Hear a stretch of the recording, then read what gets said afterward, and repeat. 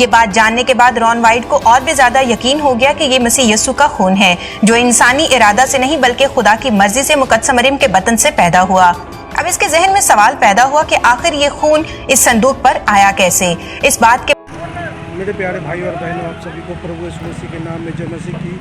दोस्तों, अगर पहली बार हमारे इस चैनल में आए हैं तो प्लीज़ लाइक शेयर कमेंट और सब्सक्राइब कीजिएगा, ताकि आपके लिए इसी प्रकार मसीही बातों को लेकर आता हूँ। तो दोस्तों, बड़ी खुशखबरी है हमारे ईसाइयों के लिए। तो इस गुड फ्राइडे के अवसर पर आपको बहुत बड़ा न्यूज़ देने जा रहा हूँ, बहुत सुसमाचार देने जा रहा हूँ। हमारे यीशु मसीह का जो लहू है वो जिंदा है। तो आइए हम देखते हैं पूरा वीडियो को, और इससे हमें पता चलेगा कि हमारा यीशु मसीह का लहू जिंदा है और यीशु मसीह जिंदा है, और हम सब उनको विश्वास करते हैं। तो आइए हम उस वीडियो को देखते हैं। हुआ कुछ यूं के मजदूर जो खुदाई के काम पर लगाए गए थे, खुदाई करते करते डर के मारे अचानक भाग निकले, क्योंकि उन्होंने वहाँ जो नजारा देखा वो नाकाबिले बयां था। रॉन वाइट ने लोगों को अपने पास बुलाकर पूछा कि तुम लोग बिना पैसे लिए कहाँ भागे जा रहे हो। उन्होंने कहा, हमने वहाँ पाक संदूक देखा है। पहले आपको बताते हैं, एक नई तहकीक के मुताबिक जुलजता पहाड़ के नीचे पाक संदूक पर यीशु मसीह मसलूब का खून दरियाफ्त कर लिया गया है। जराये के मुताबिक रॉन वाइट ने अहकाम से इजाजत लेकर इस पहाड़ की खुदाई का काम शुरू करवाया, इसलिए क्योंकि इसके रडार के मुताबिक इस पहाड़ के नीचे 18 फुट बड़ी चट्टान मौजूद थी। लेकिन हुआ कुछ यूं के मजदूर जो खुदाई के काम पर लगाए गए थे, खुदाई करते करते डर के मारे अचानक भाग निकले, क्योंकि उन्होंने वहाँ जो नजारा देखा वो नाकाबिले बयां था। रॉन वाइट ने लोगों को अपने पास बुलाकर पूछा कि तुम लोग बिना पैसे लिए कहाँ भागे जा रहे हो। उन्होंने कहा, हमने वहाँ पाक संदूक देखा है। रॉन वाइट खुद गार के अंदर गया। जब उन्होंने देखा तो वहाँ पाक संदूक पाया और वो एकदम बेहोश होकर गिर पड़े। उनके बेटे ने बड़ी मुश्किल से उन्हें गार से बाहर निकाला। अगली बार रॉन वाइट दोबारा इस गार में उतरे और उन्होंने दोबारा पाक संदूक को देखा तो बताया कि जब उन्होंने इस संदूक को करीब जाकर देखा तो 4 फरिश्ते इसके चौगिर्द पहराजन थे।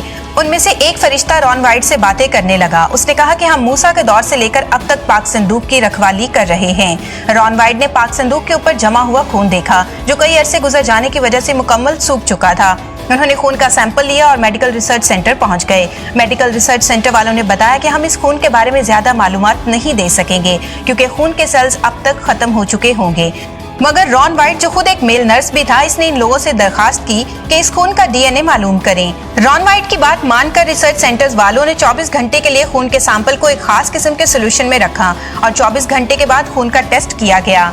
नतीजा मालूम होने पर उन्हें एक अनोखी बात पता चली। उन्होंने रॉन वाइट को बुलाया और बताया कि इस खून के सेल्स अभी तक मरे नहीं, बल्कि ये खून अभी भी जिंदा है। जब उन्होंने डीएनए की जांच की तो ये जानकर और भी ज्यादा हैरान हुए, क्योंकि एक आम इंसान के खून में 23 जोड़े क्रोमोसोम्स होते हैं, जिसमें से आधे माँ के और आधे बाप के होते हैं, मगर इस खून में सिर्फ 23 क्रोमोसोम्स ही पाए गए। तो आपने देखा कि ये रिपोर्ट जो न्यूज़ में आया है और टेलीकास्ट हुआ है, यहाँ पर बताया गया है कि हमारे यीशु मसीह जो गोलगथा में अपने प्राण को गंवाए हैं, और वहाँ उस गोलगथा के नीचे नियम संदूक है, आर्क ऑफ कवनेंट, जहाँ पर यीशु मसीह का खून बहकर उस संदूक के ऊपर पहुँचा था। तो आइए हम पूरा वीडियो को देखें और ज़्यादा से ज़्यादा लाइक करें, शेयर करें, समझें। ये बात जानने के बाद रॉन वाइट को और भी ज्यादा यकीन हो गया कि ये मसीह यीशु का खून है, जो इंसानी इरादा से नहीं बल्कि खुदा की मर्जी से मुकद्दस मरियम के बतन से पैदा हुआ।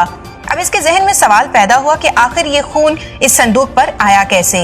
इस बात के मुतालिक मजीद शवाहद इकट्ठी करने के लिए रॉन वाइट एक मरतबा फिर उसी गार में गए।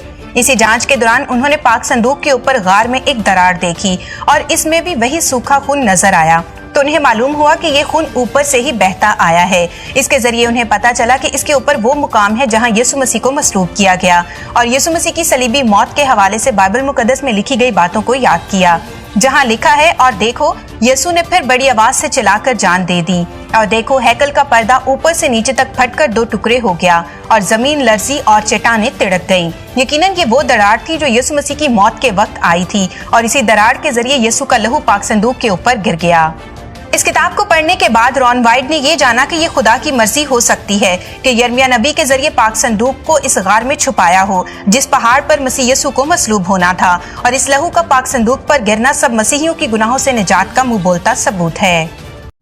दोस्तों, अगर ये वीडियो आपको अच्छा लगा तो जरूर ज़्यादा से ज़्यादा शेयर कीजिएगा, ताकि हमारे हर एक ईसाई भाई बहनों तक पहुँचे पाए ये समाचार, खुशखबरी कि हमारे यीशु मसीह जिंदा है। दुख के साथ आपने ये वीडियो देखा है।